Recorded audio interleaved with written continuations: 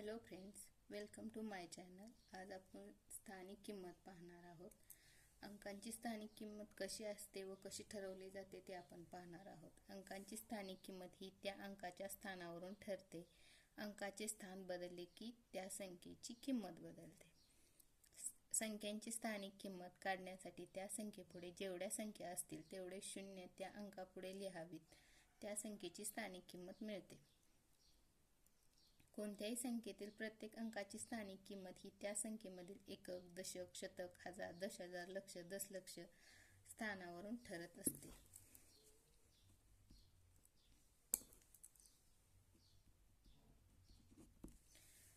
असते. आता बघा, मी इथं काय सांगितलं, अंकाची स्थानिक किंमत ही अंकाच्या स्थानावरून ठरते. ते मी तुम्हाला समजावून सांगणार आहे. फक्त पहिल्यांदा आपण सगळं पाहू. एकक म्हणजे एकक, दशक, शतक ह्या स्थानावरून ठरवले जाते. एकक म्हणजे किती? 1 ने दर्शवलं जातं ते स्थान. दशक म्हणजे 10 ने दर्शवले जाते. शतक म्हणजे 100 दर्शवले जाते. हजार म्हणजे 1000 संख्येने दर्शवले जाते. 10,000 म्हणजे 10,000 दर्शवले जाते. आणि लक्ष म्हणजे लक्षाने. म्हणजे एकक म्हणजे एकाच घरात असतो. त्या संख्येचे स्थान कधीच बदलत नाही. दशक त्याच्यावरती 1 शून्य येतो. शतकावरती 2 शून्य, हजारावरती 3 शून्य, 10,000वरती 4 शून्य, लक्षावरती 5 शून्य.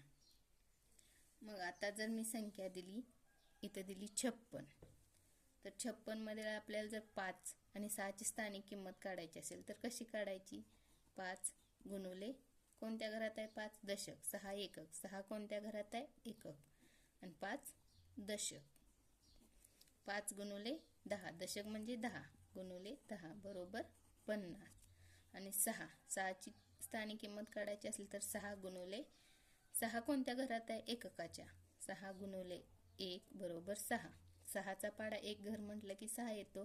5चा पाडा 10 घर म्हटलं की 50. नाही तर सरळ 5 एके 5 आणि शून्याशी शून्य असं करायचं. पण स्थानिक किंमत लिहिताना 56 बरोबर 50. 5वर किती घर आहेत? 1, म्हणून 1 शून्य दिला. उभी रेष. स्थानिक किंमत लिहिताना उभी रेष ओढतात, नंतर 6 आहे असं लिहायचं. आता पहा, 2 अंकी संख्येची स्थानिक किंमत. 48 या संख्येची स्थानिक किंमत काढा म्हटले. आता 48 या संख्येची स्थानिक किंमत कशी काढायची? 8 हे एककाच्या घरात आहे, 4 हे दशकाच्या घरात आहे. मग आपण काय केलं? 4 गुणुले 10 बरोबर 40. 8 गुणुले 1 बरोबर 8. 8 गुणुले 1 बरोबर 8. जर असं काढायला तुम्हाला अवघड जात असेल तर 48 लिहायचं. आता एकक दशक मोजता येते. ही 8 एकक, 4 दशक. 4 कोणत्या घरात आहे रे? दशकाच्या. मग 4 आहे असं लिहायचं. 4च्या पुढे किती घर आहेत? फक्त एकच घर आहे, ते पण कोणतं? 8चं म्हणजे एककाचं. त्या 8च्या नावाचा शून्य द्यायचा. 8 आहे असं नाही लिहायचं, 8च्या नावाचं शून्य लिहायचा. उभी रेष ओढायची, नंतर 8 आहे असं. 8 आहे असं का लिहिलं? कारण 8च्या पुढे कोणती संख्याही नाही, म्हणून 8 आहे. तुम्ही म्हणताल 8 का लिहिलं? जर इथं 2 असेल, 3 असेल, 1 असेल, 1 पासून 9 पर्यंत कोणताही अंक जर एककाच्या घरात असला तर तो अंक आहे असा एककाच्या स्थानी लिहितात. जर दशकाच्या स्थानी तर 5 असो, 6 असो, 7 असो असे जर अंक असले तर तो अंक आहे असा लिहायचा आणि एककाच्या घराच्या नावाचे त्याच्या पुढे शून्य द्यायचं. आता बघा, इथं दिले 53 या संख्येची किंमत. स्थानिक किंमत काढायची आहे. 53. 5 दशकाच्या घरात आहे, 3 एककाच्या घरात आहे. मग आता कशी काढायची? 5 दशकाच्या घरात आहे म्हणल्यावर 5, 5वर 1 घर आहे म्हणून त्याच्या नावाचं शून्य, उभी रेष 3. किंवा 5 गुणुले 10 दशकाच्या घरात आहे म्हणून 10 न गुणलं आलं 50. 3 हे एककाच्या घरात आहे म्हणून 1 न गुणलं बरोबर 3. स्थानिक किंमत कशी लिहितात? 53 बरोबर 50 उभी रेष 3. आता 95 या संख्येतील 9ची स्थानिक किंमत किती? आपण आतापर्यंत कशी काढली? 53च्या दोन्ही घरांची किंमत काढली, दोन्ही संख्येच्या घरांची. आता 95 मधील 9ची किंमत काढायची. कशी काढायची? 9वर किती घर आहेत? 1 शून्य दिलं. आली किती किंमत? 90. नाही तर सरळ 9 गुणुले 10 बरोबर 90. 9ची स्थानिक किंमत किती आली? 90. 238 या संख्येतील 3ची स्थानिक किंमत किती? 238 या संख्येतील 3ची स्थानिक किंमत किती विचारले? 238 संख्या 3 अंकी आहे, पण आपल्याला फक्त 2 अंकी संख्येमधील 3ची काढायची. 3 हे दशकाच्या घरात आहे, 8 हे एककाच्या घरात आहे, 2 हे शतकाच्या घरात आहे. मग 2 किती? 3च्या पुढे किती घर आहेत? 1, 0 आली 3ची स्थानिक किंमत. आणि दुसरी म्हटलं 3 गुणुले 10 बरोबर 30.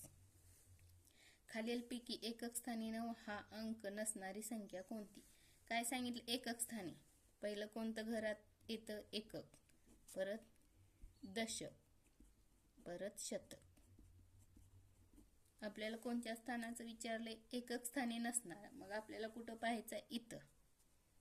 पहिला पर्याय काय? 19, दुसरा 91, तिसरा 99, 4 29.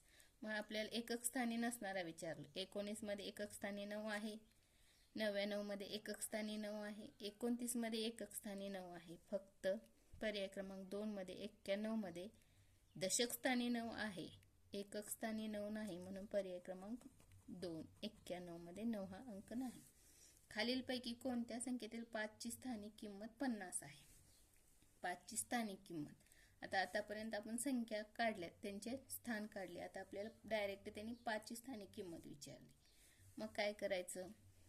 चारही पर्याय पाहिले. पहिला पर्याय आहे 54, दुसरा 48, तिसरा 95, चौथा 34. मग आपल्याला काय विचारले?